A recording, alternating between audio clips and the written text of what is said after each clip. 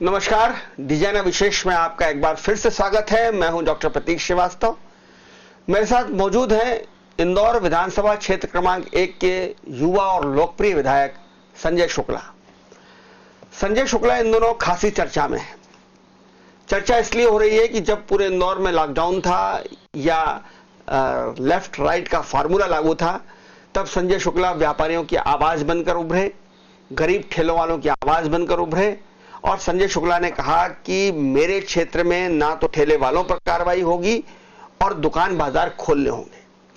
संजय शुक्ला इसलिए भी चर्चा में है कि जब नगर निगम चुनाव के लिए वार्ड आरक्षण की प्रक्रिया हो रही थी, तब उन्होंने कुछ तकनीकी आपत्तियां प्रशासन के सामने रखी थी और उन्होंने कहा था कि इस वक्त वार्ड आरक्षण कराना उचित नहीं है क्योंकि कोरोना की महामारी है और मुख्यमंत्री जी ने ही मना किया है कि इस समय कोई काम नहीं होंगे।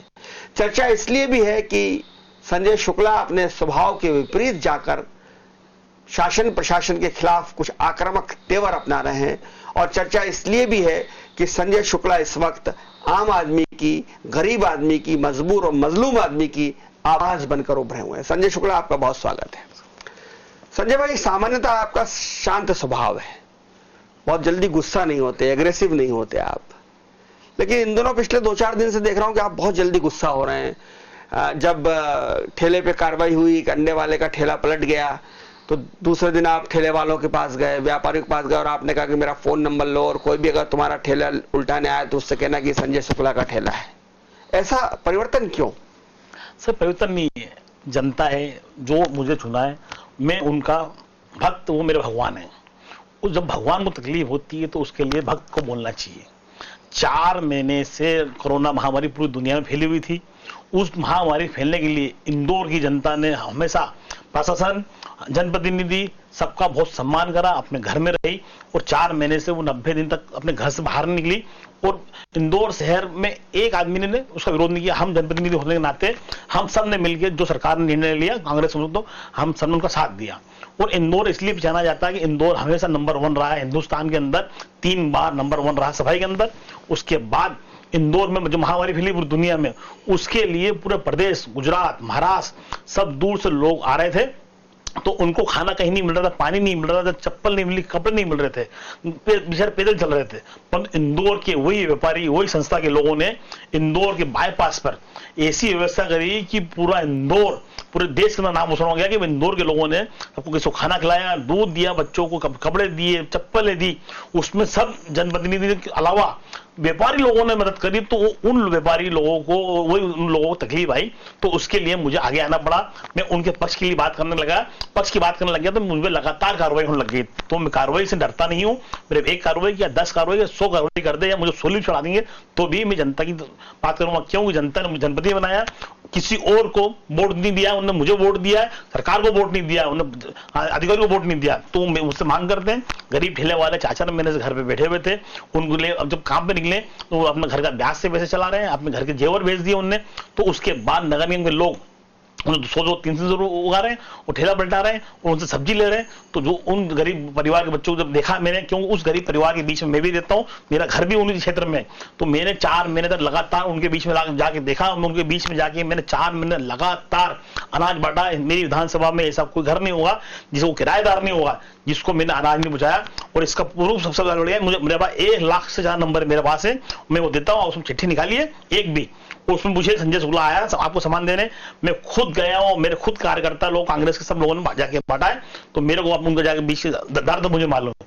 तो उस दर्द के बाद तब मुझे ऐसा लगा तो मैं उनके बीच में आया, क्योंकि आपके घर के बच्चे, परिवार के लोग भूखे मर रहे हैं। संजय भाई, मैं ये कहना चाह रहा था आपसे, मैं पूछना चाह रहा हूं आपसे कि देखिए, कोरोना एक बड़ी महामारी है और कोरोना महामारी क्या आदमी से आदमी में ट्रांसफर होती है, भीड़ में ट्रांसफर होगी, ज्यादा भीड़ लगेगी, मास्क लोग नहीं पहनते हैं, एक दूसरे को छू रहे हैं, टकरा रहे हैं। सब्जी से बहुत ज्यादा कोरोना फैला है, मंडी को बंद हुआ, मंडी में बहुत सारे व्यापारी संक्रमित हुए। तो ये ठीक है कि गरीब आदमी की अपनी मजबूरी है, आप जनप्रतिनिधि, आपको गरीब आदमी की चिंता करना है, मजबूर आदमी की चिंता करना है, लेकिन कोरोना ना फैले ये चिंता करना भी तो आपका काम है। ये बिल्कुल, मैं आपको बताना चाहता हूं, बहुत सा सवाल पूछा मुझसे, मैं आपको बताना चाहता हूं कोरोना महामारी सोशल डिस्टेंसिंग जरूरी पालन करना चाहिए। वो इसके लिए गरीब ठेले वाला, उस गरीब ठेले वाले की सब्जी की दुकान से कोरोना फैल रहा है, दूध से फैल रहा है, ये सबसे गलत बात बोल रहे हैं।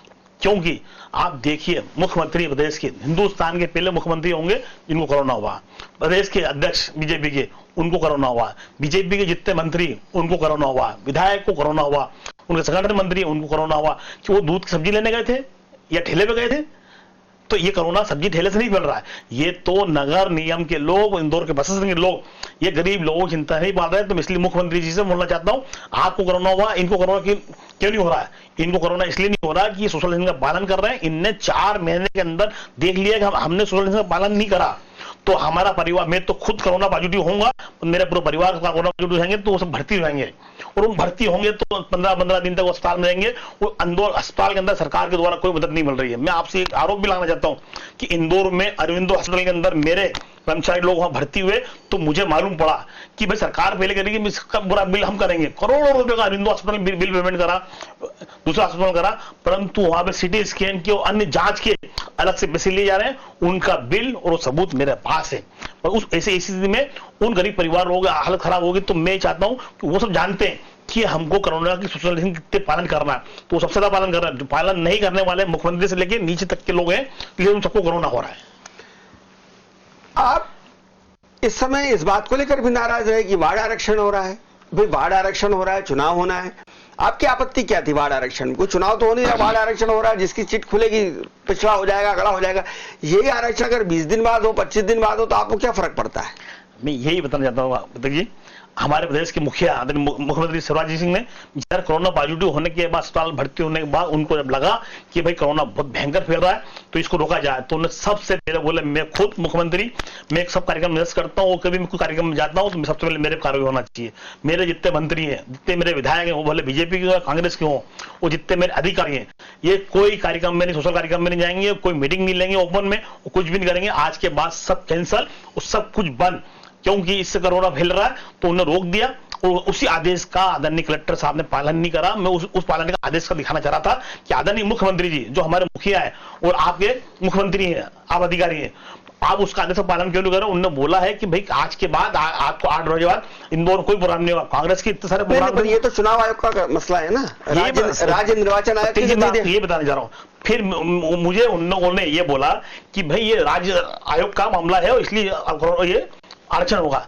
मैं आपको बताना चाहता हूं, चुनाव आयोग का मामला कब आता है? चुनाव की घोषणा होती है, उसके बाद चुनाव आयोग के रिटर्निंग ऑफिसर कलेक्टर होते हैं, उसके बाद चुनाव आयोग जो बोलेगा वो करना पड़ता है। परंतु आरक्षण करना ये राज्य सरकार के हाथ का काम है।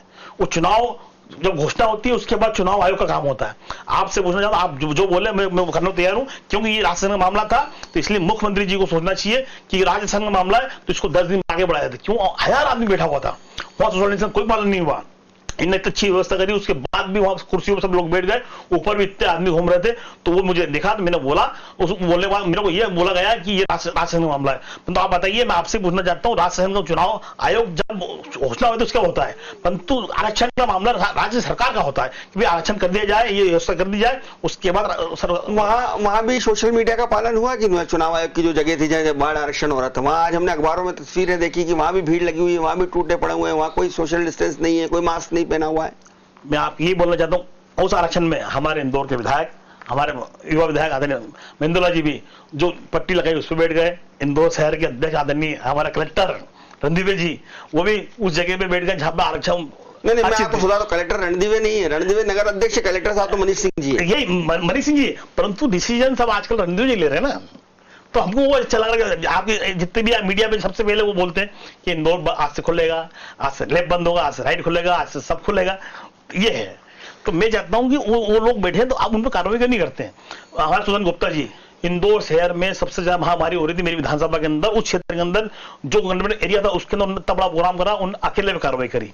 हम अकेले जा रहे हैं तो हम पर 10 पे कार्रवाई हो रही है। तो ये पक्षपात क्यों हो रहा है हमारे साथ? इतना पक्षपात करेंगे बहुत अच्छा नहीं लग रहा है। कांग्रेस पार्टी हमेशा साथ दिया कांग्रेस ने सरकार का, परंतु देखिए आज लगातार मेरे पर कार्रवाई होती जा रही है और मेरे साथ मेरे जो कार्यकर्ता जो नहीं आ रहे हैं उनकी भी कार्रवाई हो रही है, और भारतीय जनता पार्टी के लोग हजारों लोग कर रहे हैं, घोड़े पे घूम रहे हैं। शुक्ला जी, जब सुदर्शन गुप्ता ने नरेंद्र सिंह तोमर के जन्मदिन पर राशन बांटा, बहुत सारी भीड़ लगी, तो सुदर्शन गुप्ता पर भी कार्रवाई तो हुई है? मात्र अकेले सुदर्शन गुप्ता जी पे हुई है, उन्हें आज तक जमानत कराई है, और जितने लोग थे उनकी वीडियो रिकॉर्डिंग है, वो सब दिख रहा, उस पर कार्रवाई क्यों नहीं हुई? संजय शुक्ला अकेला व्यापारी से मिलने जाता है, खुलवाने जाता है, तो मालूम पड़ता है कि 15 लोग मेरे साथ में, उनकी कार्रवाई करती जो मेरे साथ नहीं थे। वहां के जो व्यापारी घूमते उन पर कार्रवाई हो रही है, जो वहां के अध्यक्ष है उस पर कार्रवाई हो रही है, बर्तन बाजार का व्यापारी मेरे साथ वहां खड़ा हुआ है उस पर कार्रवाई हो रही है। इसलिए कि आप कांग्रेस का साथ क्यों दे रहे हो? ये पक्षपात नहीं, बीजेपी की, भारतीय जनता पार्टी के लोग, क्योंकि भारतीय जनता पार्टी व्यापारी लोग भारतीय जनता पार्टी लोग समझते हैं, उनका साथ नहीं दे रहे हैं, जो गरीब परिवार उनका साथ नहीं दे रहे हैं। भारतीय जनता पार्टी के लोगों को साथ देना चाहिए था और ऐसी कार्रवाई हो रही तो मेरा विरोध करना चाहिए। संजय शुक्ला आप मधु काम कर रहा है तो उसके लिए मैं हाइडे जो बधाई दूंगा, हाइडे जो मेरे साथ में आए, आकाश विजय मैं बधाई दूंगा कि जिन्होंने मेरे साथ पत्र लिखा कलेक्टर साहब को कि भाई ये पूरा खुलना चाहिए और सब व्यापारी के साथ हैं। तो व्यापारी में जब आप बाजार खुलवा लिया आपने और आपने उसकी क्रेडिट भी ली कि बाजार, आपने सबसे पहले बाजार की बात उठाई, और जब आप बाजार खुलने के बाद आप जब गए भीड़ में, तब व्यापारियों की क्या प्रतिक्रिया थी आपको लेकर? व्यापारी बोल रहा था हमसे कि बोले भैया हम इतने परेशान थे, आपने क्या करा, खुलवा दिया, नहीं तो कभी राइट दुकान खुलती कभी लेफ्ट खुलती थी। मैं बताना चाहता हूं कि मैं सामान लेने जा रहा था, मुझे थोड़ी मालूम राइट में पति जी की दुकान है तो मैं पति जी की दुकान से नहीं लूंगा, आज लेफ्ट में गया तुम्हारा बोला पति जी की दुकान बंद है, तो आदमी जो लेने जाता दोनों खुले। और भीड़ इसलिए ज्यादा हो रही थी, राइट में दुकान खुली तो राइट में भीड़, लेफ्ट में बंद है, दोनों तरफ खुला रहेगा तो भीड़ कम होगी। कोई कोरोना ये बोल के नहीं आता है कि भैया मैं आज लेफ्ट बंद है तो मैं राइट में रहूंगा और राइट बंद है तो मैं लेफ्ट में रहूंगा। कोरोना हर जगह फैलता है, तो मैं कहता हूं लेफ्ट राइट खुलेगा तो सोशल डिस्टेंसिंग का पालन होगा, लोग दूर दूर बैठेंगे। मैंने सिर्फ ये बोला और उसके लिए मैंने करवाया ये। नहीं, आप धरने पे भी बैठ गए कलेक्टर के सामने जाकर, और जो आपदा समिति की बैठक होती है उसमें तो सब भारतीय जनता पार्टी के नेता रहते हैं, तो आप जनप्रतिनिधि, आपको बुलाया नहीं जाता है या आप जाते नहीं हैं? बिल्कुल, आप देखिए मेरे को व्यापारी ने बुलाया, उनने बुलवाया कि भाई आप आइए, तो हम, मैं और हमारे सर विनय बकलीवाल जी, हम दोनों गए वहां पे। उस मीटिंग में कलेक्टर साहब हमको बोलते हैं कि भाई आप मीटिंग में नहीं बैठ सकते, हमको जनता ने चुना है। और वही व्यापारी ने इसके लोगों ने मीटिंग करी और वो वीडियो वायरल हुआ, उसमें बोला कि हमने वोट प्रतिनिधि को दिया है, कलेक्टर को नहीं दिया हमने वोट, ये वीडियो वायरल हुआ है। तो इस वीडियो वायरल के बाद उन सब सबको बुलाया, मेरे को बुलाया, आकाश जी को बुलाया, रमेश जी को बुलाया, हाडे जी को बुलाया, संगत सबको बुलाया उन्होंने। ऐसा नहीं, मैं गया वहां पे तो मुझे कलेक्टर साहब ने मना कर दिया कि आप अंदर नहीं बैठ सकते। मैं जनप्रतिनिधि चुना हुआ हूं, पब्लिक ने चुना है, पब्लिक के लिए मुझे आप बुला सकें, क्योंकि आप हमारे काम करते हैं, देखते हैं, और आप हमको नहीं बुला रहे हैं तो हमको गुस्सा आएगा, क्यों आम पब्लिक के लिए काम कर रहा हूं। तो हम वही धरने में बैठ गए। उसका कलेक्टर साहब मिला, हमने बोला कि साहब हमको हमारा उसको पर्सनल काम के लिए नहीं आया, हमको व्यापारी ने बुलाया, तो व्यापारी के साथ हम मिलकर काम करना चाहते हैं, व्यापारी की आप सुनिए। तो उस टाइम में उन्होंने बोला कि हम आपदा कमेटी के अंदर मीटिंग करेंगे, बात करके आपको बताएंगे क्या करना निर्णय में। कोई बात नहीं, वही मालूम पड़ता 8 बजे एक मीटिंग होती है, उसमें सिर्फ भारतीय जनता पार्टी के लोग जाते हैं और वो बोलते हैं कि आपदा मीटिंग होगी। उस आपदा मीटिंग के अंदर मैं भी हूं, विशाल पटेल जी भी है, विनय बाकलीवाल जी भी है, जीतू पटवारी जी भी है। हम चारों को नहीं बुलाया जाता, उसके पहले 3 मीटिंग हुई उसमें नहीं बुलाया जाता है। आदरणीय मुख्यमंत्री जी इंदौर आते हैं कि आपदा कमेटी की मीटिंग करना है, सब जनप्रतिनिधि से मिलना है, उसमें नहीं बुलाया जाता है। तो ये पक्षपात क्यों? हम आपका हमेशा साथ दे रहे हैं, हर कुछ कर रहे हैं, और आप हमको बुला नहीं रहे और हम पे कार्रवाई कर रहे हैं। विपक्ष में हो ना, विपक्ष का मतलब यह होता है कि विपक्ष का काम ये होता है कि जो आप गलती कर रहे हैं उसको सुधारा जाए। तो आप जब तक आपकी गलती हम नहीं बताएंगे तो आप सुधरेंगे कैसे? विपक्ष का काम ये होता है, तो आप विपक्ष की बात सुन ही नहीं रहे, तो आप गलती पे गलती करे जा रहे हैं, तो हमको मैदान मारना पड़ रहा है, मैदान मारे तो जब आपकी सरकार की तब भी ऐसे ही होता था, तब भी कहां बुलाते थे भारतीय जनता पार्टी के विधायकों को? सर हमेशा बुलाया था। मैं आपसे बोला विपक्ष की बात होती है, हमेशा बोलना चाहिए, तो इनने उस 15 महीने में क्यों नहीं बोला? आज हमारे विपक्ष में बैठे हैं तो हम बोल आपको बता रहे हैं, गलती हमेशा आपकी गलती, मेरी गलती आप बताएंगे, मैं आपकी गलती मैं बताऊंगा। स्कूल बच्चा पढ़ने जाता है और बोलता है कि मैं 100 नंबर आ गया, मेरा 100 नंबर आना चाहिए, तो वो मम्मी से जाकर बोलता है, मम्मी बोलती कि भैया मेरे साथ 100 नंबर क्यों नहीं आया मुझे?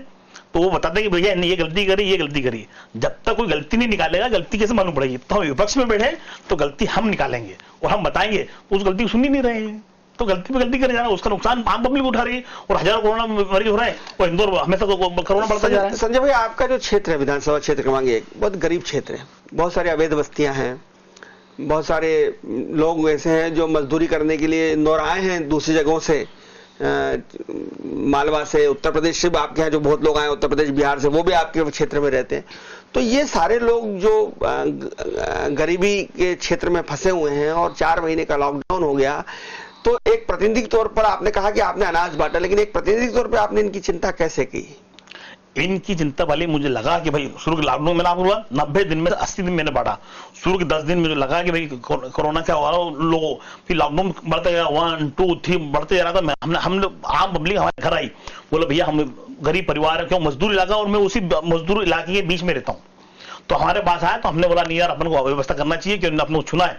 तो हमने जो चालू करा, एक एक घर, हमको पहले लगा कि नहीं यार अपन अपने घर बुला के देंगे, तो मैंने कोरोना की एक महामारी है, इसके अंदर लोग इकट्ठे हो जाएंगे, तो हमने लोगों घर गए लगातार। मैं, हमारे जितने कार्यकर्ता हैं, सब ने एक एक घर, मैं बताइए जी आपसे आज बोलना चाहता हूं, पूरी विधानसभा में सिर्फ 1.5 वार्ड छोड़ के ऐसा कोई घर नहीं है, कोई किराएदार नहीं है जिसको हमने नहीं दिया। क्या देते थे आप पूरी किट में? क्या आपकी जो किट होती थी उसमें क्या कितना सामान देते थे? उसमें आटा रहता था, चावल रहता था अपना, और उसके अलावा मैंने खाना, तेल वगैरह, हाँ, उसके अलावा मैंने खाना भी दिया। मैंने पूरी रोज की 25 हजार लोगों का खाना बनवाया, पूरी सब्जी लगातार व्यवस्था करी, जितना मुझे करते बना। एक जनप्रतिनिधि नाते इंदौर नहीं, पूरे प्रदेश के अंदर जितना मैंने कराओ इतना बता दें। और रोज सोशल मीडिया देखिए आप। उसके अलावा मेरे पास 1 लाख नंबर है, मैं 1 लाख नंबर में आपको देता हूँ, उसकी आप चिट्ठी निकालिए, उसमें से आप ये जो खर्चा हुआ बांटने में, खाना खिलाने में, ये संजय शुक्ला ने खुद व्यक्तिगत तौर पे किया है या अपने मित्रों से?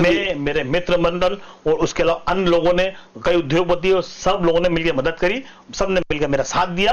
तो मैं उनका भी आभार प्रकट करना चाहता हूं। उस महामारी के अंदर सबने मेरा साथ दिया, तो इसलिए मैं सब आम पब्लिक के बीच में जा चुका, और वो धन्यवाद रहे, उनको भी पुण्य लगेगा, मेरे को तो लगेगा, पर जितने लोगों ने मेरा साथ दिया, मेरा जितने लोग कार्यकर्ता मेरा साथ दिया, तो उन सबको मैं बधाई देना चाहूंगा, उनका आभार प्रकट करना चाहता हूँ, उनको बधाई देता हूं मैं।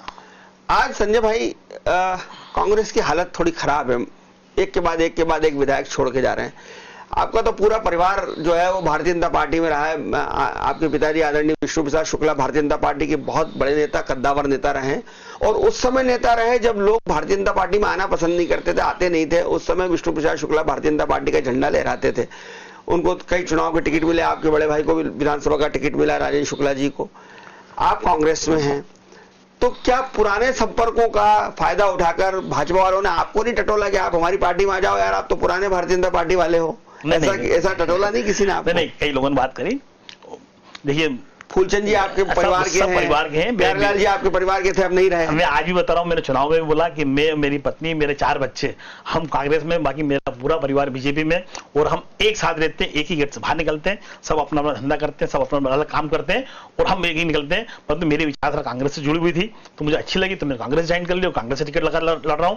बाकी ये बात सही है आपकी कि कई उस टाइम ऑफर भी आए हुए मिले कि भाई आप कांग्रेस में आइए, बीजेपी में आइए, परंतु मैं कांग्रेस के साथ था। और लोगों के आप देखा होगा टीवी पे कि भाई संजय शुक्ला अब आ रहे हैं, मैंने कांग्रेस ने मुझे टिकट दिया, मैं कांग्रेस के साथ में आज भी आगे। अभी अब तो चलो वो तो एपिसोड हो गया, सरकार आपकी 15 महीने गिर गई, लेकिन उसके बाद भी 3 विधायक जो है अभी कांग्रेस छोड़ के आ गए। अब आपको भी अभी क्या लोग ऑफर दे रहे हैं, टटोल रहे हैं, आग्रह कर रहे हैं कि भाई संजय पुराने घर में आ जाओ, अपना घर अपना होता है, घर वापसी कर लो, कहते होंगे? नहीं, ऐसा नहीं है।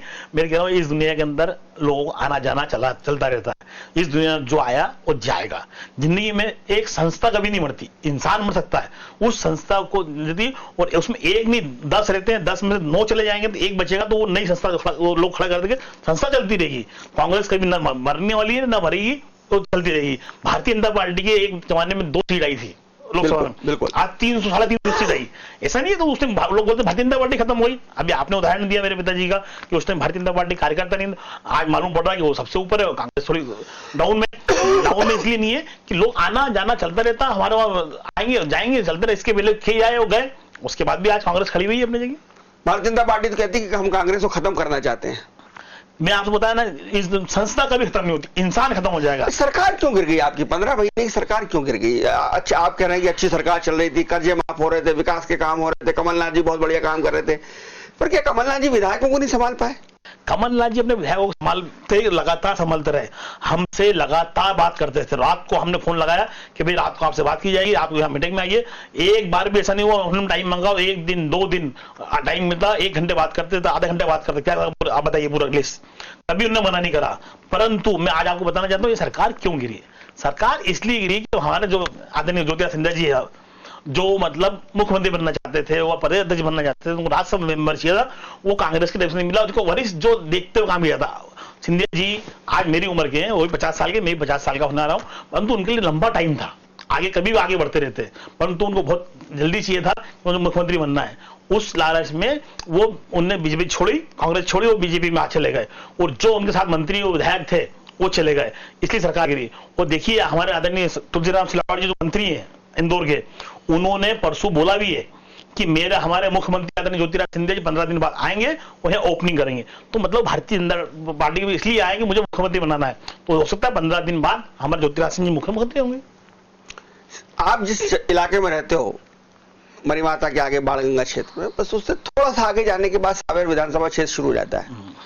आपकी माताजी भी उस इलाके में जनपद पंचायत के अध्यक्ष रही हैं, आपके पिताजी का कार्य क्षेत्र रहा है, और आपके पिताजी के जो बहुत ही नजदीकी सहयोगी हुआ करते थे प्रकाश सोनकर, आपके पिताजी के बहुत ही खास मित्र थे, वो खास सहयोगी थे, वो वहां से विधायक रहे। और उस समय जब आपके प्रकाश सोनकर विधायक का चुनाव लड़ते थे तो पूरा चुनाव संचालन और पूरा चुनाव व्यवस्था जो है बड़े भैया संभालते थे।